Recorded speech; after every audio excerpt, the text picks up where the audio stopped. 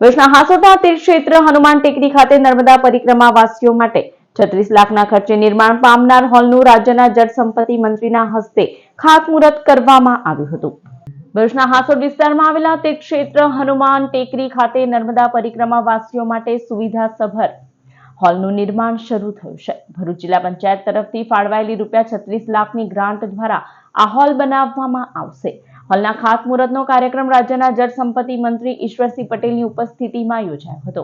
આ પ્રસંગે હનુમાન ટેકરી ખાતે 17મો સાલગીરી મહોત્સવ અને નર્મદા યાગનું પણ ભવ્ય આયોજન કરવામાં આવ્યું હતું, જેમાં શાસ્ત્રોક્ત વિધિ અનુસાર પૂજન અર્ચન કરવામાં આવ્યું હતું।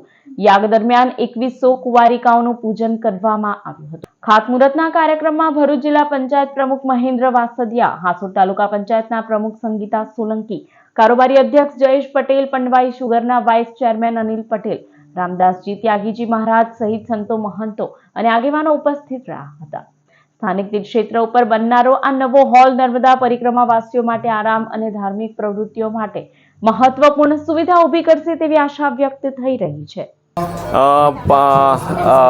નર્મદા યાત્રા હોલું 35 લાખનું આયોજન ઈશ્વરભાઈ ને જિલ્લા પંચાયત પ્રમુખ છે કરેલું છે અને અહીંયા જે કંઈ નર્મદા પરિક્રમા કરવા જે આવે છે એમનું કાયમના માટે